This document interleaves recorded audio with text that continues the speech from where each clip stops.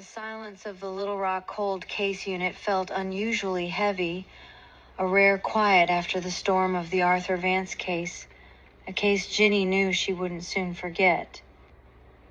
But life and cold cases rarely waited.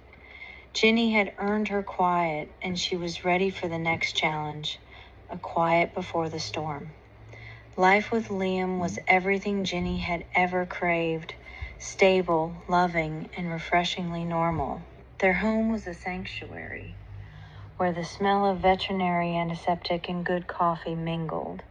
Liam had mastered the art of listening without judgment, and his quiet presence was the perfect anchor for Ginny's volatile work life.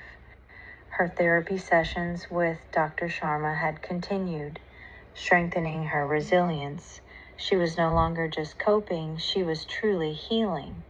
Ginny had learned to celebrate the small victories, a full 8 hours of sleep, a weekend without reviewing a file, a date night that didn't involve an emergency call. The trauma was still a part of her, but it no longer defined her. Finn and Echo had even settled into a grudging professional tolerance, often found lounging on opposite sides of the office, their synchronized sighs the only shared communication. The perfect daughter. The new case was one of those files that had been gathering dust for nearly 50 years, marked with the frustratingly common conclusion: voluntary disappearance. The victim was Eleanor Ellie Vance, a brilliant young woman who had vanished from her prestigious university campus in 1975. Ellie was the picture of perfection, a straight-A student, a talented pianist, and the beloved only child of a powerful and wealthy Arkansas judge. The files painted her as a girl who had everything to live for and no reason to run away. Yet she did. The original investigation suggested she'd simply dropped out of her rigid academic life, driven away by pressure. But Ginny, seeing the meticulous notes and perfect grades, felt the familiar prickle of suspicion. Ellie didn't run from her life. Ginny suspected she was running from someone in it. The ghost of Eleanor Vance was calling, and her polished, perfect life was about to reveal some deep, dark cracks, a new mystery, and a personal test. The new case immediately puts Ginny's hard-won balance to the test. The victim's wealthy and influential family still resided in Little Rock, and the retired Judge Vance, Ellie's father, was a notoriously difficult man with powerful connections Ginny would have to navigate. This investigation will demand Ginny's full attention, threatening to pull her back into the obsessive work habits she's fought so hard to escape. As Ginny opens the file, she feels the familiar pull of the past. This time, however, she has Liam waiting for her at home, a healthy routine to keep her grounded, and a new, stronger sense of self. Ginny knew the rigid perfection of Ellie Vance's life had to be manufactured. A girl doesn't simply walk away from a future guaranteed by a powerful father without a compelling reason. Her instinct told her the source of Ellie's unhappiness, and perhaps her disappearance, lay not on campus, but in the polished halls of the Vance family estate. The Judge and the Ghost.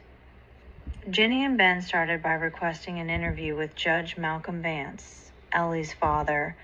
The retired judge was a pillar of the Little Rock establishment, a man whose authority was palpable even over the phone.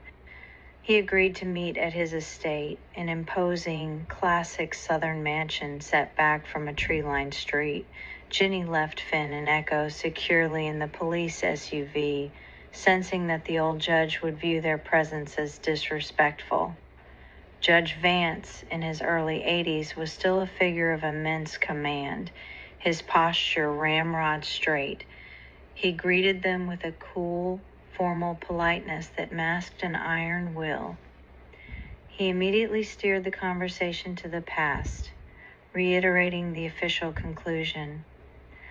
"My daughter was under immense pressure," the judge stated, his voice a gravelly monotone. She was a perfectionist. The demands of the university became too much, and she simply sought to escape the rigidity of her life. It was a voluntary act. Ginny noted the careful wording. Rigidity of her life. Judge Vance, Ellie was a straight-A student and a talented musician, Ginny countered gently. It doesn't seem like the profile of someone who would abandon her passion overnight. The judge sighed, a practiced sound of weary resignation. You are entitled to your theories, Detective O'Malley, but I knew my daughter best. She was fragile, a crack in the facade. Ben, relying on his training, asked for permission to see Ellie's old room. The judge hesitated for a beat, a tiny crack Ginny immediately noted, before acquiescing with a wave of his hand. Ellie's room had been preserved like a shrine since 1975. The wallpaper was pristine. Her childhood teddy bear sat on the four-poster bed, and her sheet music lay open on an antique piano. It looked less like a room and more like a tomb. Ginny and Ben ignored the main room, focusing on the details. Ginny noticed a small wooden box tucked deep in the back of the piano bench, hidden beneath dozens of Chopin scores. The box was locked. She always kept her jewelry in there, the judge said dismissively from the doorway. Ben took a photograph of the lock, and they returned to the station. A quick search of the original file revealed no mention of a locked box. The next day, after obtaining a warrant, they returned and managed to open the box. It wasn't jewelry inside. It was a series of heavily censored letters, pages cut with scissors and thick black marker, and a photograph. The photograph was of Ellie, but she wasn't alone. She was smiling, wrapped in the arms of a young man with long hair and a denim jacket, a clear contrast to the judge's world of suits and control. The man's face, however, was also partially obscured by a cut in the photo. The judge's lie about jewelry was a clear attempt to keep Ginny and Ben from looking deeper. Ellie wasn't running from pressure, she was running to someone, and her father knew it. Ginny agreed. The censored letters offered a direct line into Ellie's mind, and the context might provide crucial clues about the mysterious young man. The censored letters, Ginny and Ben, with help from the forensic lab, carefully examined the locked box's contents. The letters were written on thin, high-quality stationery, addressed to E. The sender's name had been meticulously cut out, a testament to the judge's thoroughness in preserving his daughter's secret. The lab, however, managed to lift traces of the original ink from the paper underneath the heavy black marker, revealing two crucial pieces of information. The sender's first name was Caleb, and the date on the letters spanned the 6 months leading up to Ellie's disappearance in 1975. Ginny focused on the surviving text. The letters spoke of a life Ellie felt trapped in, full of polite prisons and a father who sees me only as an extension of his own legacy. The censored parts were clearly sections where Caleb expressed anger toward the judge or detailed their plans. One passage that survived the scissors was particularly revealing. E, I know this town is suffocating you. The piano practice, the dinners, the endless pressure, it's not you, but we have the money. We can do this. The old mill is our meeting place, remember? We leave on the 10th. Don't let him stop you this time. The reference to the old mill gave Ginny a physical location, likely a local landmark used for secret meetings. The recurring theme was escape, confirming Ginny's initial suspicion that Ellie wasn't running from pressure, but to a new life with Caleb. The 10th would have been the day after she was last seen. The mysterious boyfriend, Caleb, with a name and a physical description from the photograph, Ginny shifted focus. They used the style of the photograph, the long hair, denim jacket, and a distinct small skull tattoo visible on his forearm, as identifying features typical of the counterculture scene of the mid-70s. Ben, using old police records and university yearbooks, found a possible match, Caleb Hayes, who had been enrolled at the same university in 1975, but dropped out abruptly the same week Ellie disappeared. He was known to frequent local music venues and was often in trouble for minor offenses related to protesting. The resemblance to the man in the photograph was uncanny, especially the long hair and the build. A search of Caleb's old address led them to a startling discovery. He was not some long-lost hippie, but was currently living and working quietly in a town an hour outside of Little Rock. Ginny and Ben realized the terrifying truth. Ellie and Caleb hadn't successfully run away together. If they had, Caleb wouldn't have returned to the area. Ellie's planned escape was likely intercepted by the one person who had the most to lose from her leaving, her father, Judge Vance, who now had a lot more explaining to do about his fragile daughter. Ginny recognized the urgency of speaking with Caleb. He was the last person who knew Ellie's true intentions, and the one most likely to have been present or waiting the day she vanished. Confronting the judge first would only give him time to construct another layer of lies. The interrogation of Caleb Hayes. Ginny and Ben tracked Caleb Hayes to a small, dusty auto repair shop about an hour outside of Little Rock. He was now a quiet, middle-aged man with short, graying hair, though the faded outline of the skull tattoo was still visible on his forearm. His rebellious youth was long behind him, replaced by the weary acceptance of a working-class life. When Ginny introduced herself, Caleb's hands visibly shook and his face drained of color. The name Ellie Vance clearly still held immense power over him. Ginny laid the photograph of him and Ellie on the table.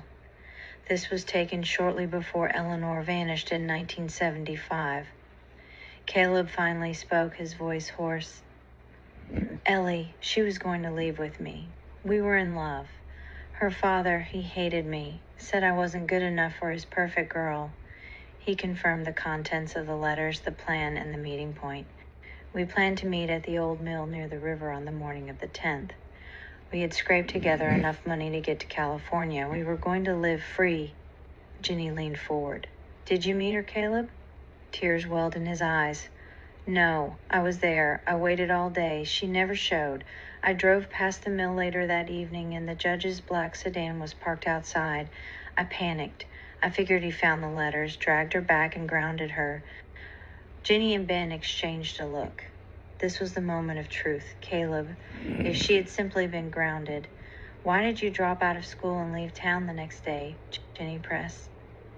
Caleb broke, his quiet reserve shattering. Because he found me first the morning of the 11th. The judge's driver found me near campus. He handed me an envelope full of cash, enough to start a life somewhere else, and a simple message. Ellie has made her choice. Don't ever come back to Little Rock, or the judge will ensure you never see the light of day again. Caleb explained that he was terrified. He took the money and ran, believing the judge had threatened Ellie's safety if he didn't disappear.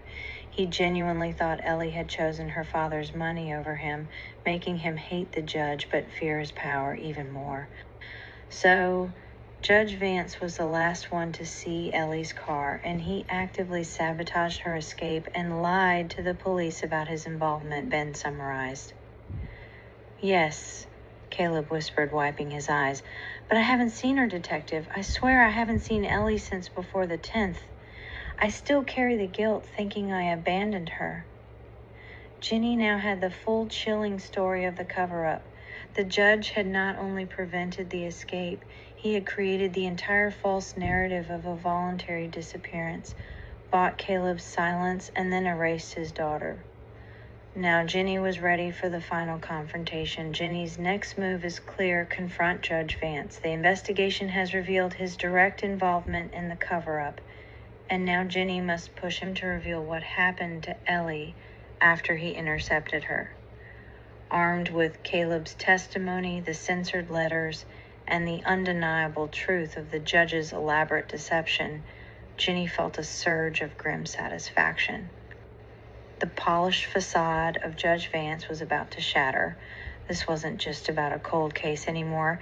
It was about exposing a powerful man who had orchestrated the disappearance of his own daughter to protect his reputation and control her life. The unraveling of a judge. Ginny and Ben returned to the Vance estate, this time without the pretense of a polite inquiry. They found Judge Vance in his study, surrounded by leather-bound books and the scent of old money. He looked up, his eyes narrowing as he saw the grim determination on Ginny's face. "Detectives," he said, his voice clipped, "I thought we were done." "We're just getting started, Judge," Ginny replied, her voice low and steady. She placed the photograph of Ellie and Caleb on his mahogany desk, followed by the opened wooden box with the censored letters. "This isn't jewelry, is it, Judge? These are love letters. Letters from Caleb Hayes, the young man your daughter was planning to run away with on October 10th, 1975. Judge Vance's face, usually so composed, began to flush with anger. "That boy was a delinquent. He was poisoning my daughter's mind." "He was the man she loved," Ben interjected, his voice firm. "And you knew about him. You knew about their plan to leave. You knew about the old mill," Ginny pressed on, her voice devoid of emotion. "Caleb Hayes waited for Ellie at that mill, just as they planned. But Ellie never showed up, did she? Because you intervened, didn't you, Judge? Your driver paid Caleb off to disappear, and you brought Ellie back here." The judge slammed his fist on the desk, rattling the antique inkwell. "She was my daughter. I had every right to protect her from that vagrant. She was going to throw her life away." His voice was rising, cracking with a fury he had clearly suppressed for decades. "Protect her, Judge?" Ginny challenged, her eyes fixed on his. "Or control her? You saw her as a reflection of your own legacy, didn't you? A perfect daughter for a perfect judge. And when she tried to break free, you couldn't allow it. What happened when you brought her back, Judge? Where is Ellie?" The judge's face contorted, a mixture of rage, pain, and a terrifying, desperate stubbornness. "She made her choice. She defied me. She was going to shame this family, shame me." He finally broke, his voice a guttural roar. "I told her she could not leave. I told her she would stay here where she belonged. She screamed at me. She called me a monster. And then..." He trailed off, his eyes wide, lost in the terrifying memory. Judge Vance's partial confession hung heavy in the air, a chilling admission of control, but not yet of murder. Ginny knew he was teetering on the edge, reliving the moment that had haunted him for 50 years.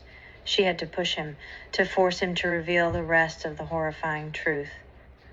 The final confession. The judge's breath hitched, his chest heaving. His eyes, once sharp and commanding, were now unfocused, staring at some unseen horror in the distance. He was no longer looking at Ginny or Ben, he was looking at Ellie. She said she hated me," he whispered, his voice barely audible. "She said she wished she'd never been born. She grabbed her sheet music, her piano, and she ran toward the back door, toward the gardens. She said she was going to burn it all, burn everything I held dear." Ginny exchanged a quick, knowing glance with Ben. The judge's fixation on control extended even to his meticulously manicured gardens, a symbol of his ordered world. "You followed her, didn't you, Judge?" Ginny pressed, her voice gaining a sharp edge. "You couldn't let her destroy your perfect garden. You couldn't let her run away. Not again." The judge's body began to tremble, his hands clenching into she. "She said she hated me," he whispered, his voice barely audible. "She said she wished she'd never been born. She grabbed her sheet music, her piano, and she ran toward the back door, toward the gardens. She said she was going to burn it all, burn everything I held dear." Ginny exchanged a quick, knowing glance with Ben. The judge's fixation on control extended even to his meticulously manicured gardens, a symbol of his ordered world. She wouldn't stop, he choked out, tears finally streaming down his wrinkled face.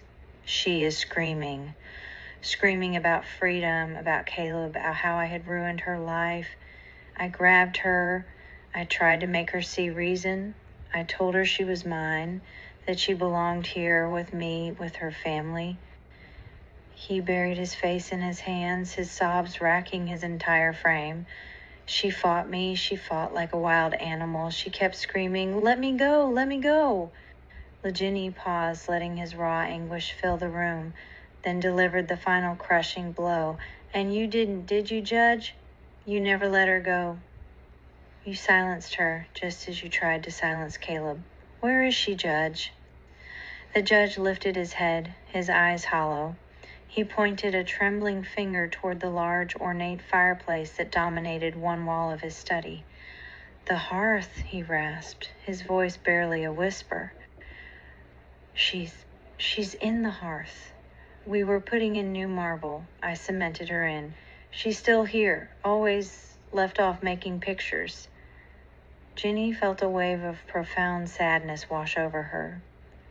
Ellie Vance, the brilliant, aspiring pianist, had found her final, tragic resting place not in a foreign land or a new life, but in the very foundation of her father's imposing home, forever cemented into the legacy he had so desperately tried to preserve. The case of the perfect daughter was finally closed, and the ghost of Ellie Vance was at last truly free. The grim confession hung in the air, revealing the ultimate fate of Ellie Vance. But Ginny knew that such a monstrous act didn't spring from nowhere. The judge's need for control, Ellie's desperate yearning for freedom, these were roots that ran deep, buried in the soil of her childhood. Flashback, a golden cage. Eleanor Ellie Vance's childhood was, to the outside world, a fairy tale. From the moment she could walk, she was groomed for perfection. Her father, Judge Malcolm Vance, saw in his only daughter a chance to build a legacy, a living embodiment of his own ideals. Her days were meticulously scheduled. Mornings began with classical piano lessons before school, her small fingers guided rigidly across the keys by a series of increasingly demanding tutors. Afternoons were a blur of advanced academic studies, French tutoring and etiquette classes. Even her playtime was structured, often involving quiet reading approved by her father or carefully supervised visits with children from similarly prominent families. There were no scraped knees, no spontaneous bursts of laughter, no messy creative play allowed. Her mother, a beautiful but timid woman named Margaret, was a silent accomplice in this gilded cage. Margaret adored Ellie, but was utterly subsumed by the judge's powerful will. She would often leave small, rebellious notes in Ellie's lunchbox, a doodle of a whimsical creature, a forbidden piece of candy, but never dared to openly defy her husband. She taught Ellie the subtle art of pleasing her father, a survival mechanism she herself had mastered. The judge would beam with pride at Ellie's every achievement, the perfect recital, the flawless report card, the eloquent speech at a community event. "My perfect daughter," he would declare, stroking her hair, a true Vance. But his praise came with an unspoken contract. Her perfection was not for her own fulfillment, but for his glory. Any deviation, any less than perfect grade, any spontaneous act of childhood defiance was met not with anger, but with a cold, cutting disappointment that was far more crushing. He would withdraw his affection, leaving Ellie desperate to regain his approval, reinforcing the cycle of striving for an impossible ideal. Ellie's escape was her music, but even that became another performance. Only in secret, late at night, would she play her own compositions, melodies that whispered of longing and unspoken dreams, a stark contrast to the rigid classical pieces her father demanded. Her academic brilliance was a shield, a way to keep him pleased, while her heart yearned for something wilder, something real. By the time she reached university, the facade was cracking. The pressure was immense, yes, but it wasn't the academic demands that weighed her down. It was the crushing weight of expectation, the suffocating love that felt more like ownership. When she met Caleb, a free spirit who saw her and not just her father's daughter, the fragile walls of her golden cage began to crumble. She finally saw a way out, a chance for a life that was truly her own. A chance that her father, in his twisted possessiveness, could never allow her to take. The tragic end of Ellie Vance, cemented into the very foundation of her father's control, led Ginny to the inescapable conclusion that Judge Malcolm Vance wasn't just a monster, he was a product of his own making, forged in the fires of his own past. To understand his rigid possessiveness, Ginny knew she had to peel back the layers of his own carefully constructed life, flash back the unyielding mold. Malcolm Vance's childhood in the early 1900s was starkly different from Ellie's gilded cage, yet equally devoid of genuine warmth and affection. He was born into an old but financially struggling Arkansas family. His father, Elias Vance Sr., was a domineering man who had squandered most of the family's inherited wealth on failed business ventures and a penchant for gambling. He was quick to anger, slow to praise, and saw his son as a vessel to restore the family's lost glory. "You will be a man of consequence, Malcolm," his father would bellow, his breath reeking of cheap whiskey. "Unlike me, you will restore the Vance name." Malcolm's mother, Eleanor, was a fragile, sickly woman who found solace in her own quiet despair. She rarely spoke, her spirit long since crushed by her husband's tyranny. Her only solace was tending a small, meticulously maintained rose garden, a tiny patch of order in her chaotic life. When young Malcolm accidentally trampled a prize-winning rose bush during a rare moment of childhood play, his father beat him mercilessly, while his mother simply wept silently, too broken to intervene. From that day, Malcolm learned that messiness, spontaneity, and anything outside of rigid order brought pain and disappointment. His father demanded excellence in everything. Malcolm was pushed relentlessly in his studies, forced to memorize legal texts even before he could fully understand them. There was no room for error, no allowance for weakness. If he brought home anything less than a perfect grade, his father would lock him in his room for days with only bread and water, reminding him of his duty to the Vance name. Malcolm grew up believing that love was conditional upon achievement and control.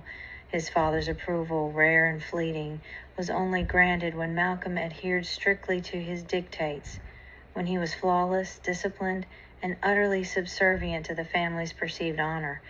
He learned that emotions were a weakness, and vulnerability was an open invitation for pain.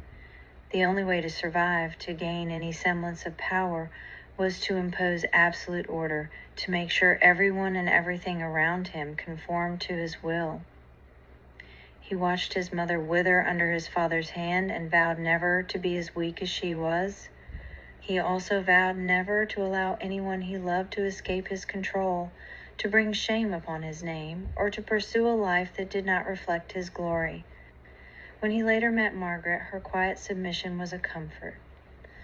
When Ellie was born, Malcolm saw not a child to nurture, but a perfect extension of himself, a flawless canvas upon which he could paint the unblemished legacy his own father had demanded. He would ensure she would achieve, that she would shine, and that she would never, ever defy his will or bring shame upon the Vance name, just as he had been taught. He built her a golden cage not out of malice, but from the deep-seated, twisted belief that he was giving her the very best, the only path to a perfect life, a life just like his own. The grim picture of Judge Malcolm Vance's past completed the horrifying tapestry of Ellie's fate.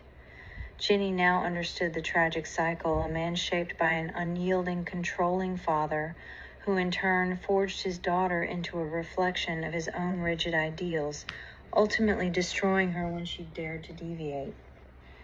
The case was closed, the monster unmasked, but for Ginny, true closure always involved the living, a visit to a fractured family.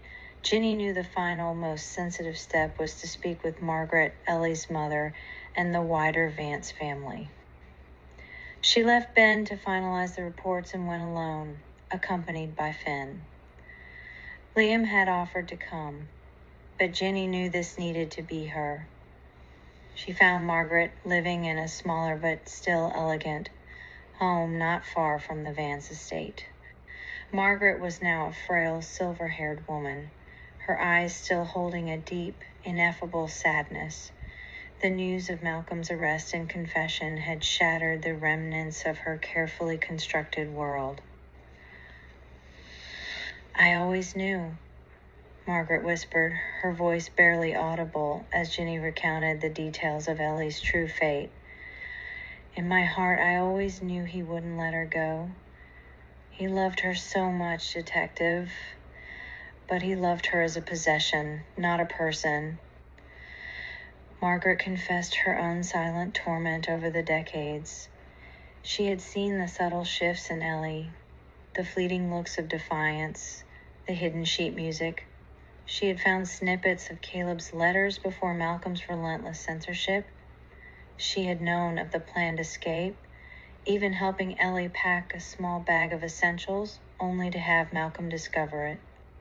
She recounted how the judge had returned that day, a cold, unyielding fury in his eyes, refusing to let her see Ellie again. He simply stated, "Ellie has made her choice to remain with her family," and then the new marble hearth was installed shortly after. She was too terrified, too broken by years of his control to question him further, but the heavy silence of the house, the way he preserved Ellie's room like a museum, had always screamed a terrible truth she couldn't voice. "I failed her," Margaret wept, clutching a faded photograph of a young, smiling Ellie. "I failed my daughter." Ginny sat beside her, allowing Finn to gently lay his head on Margaret's lap. "You were a victim too, Margaret," Ginny said softly. "You did what you could to survive. And in the end, you survived long enough to see justice for Ellie. That is not a failure."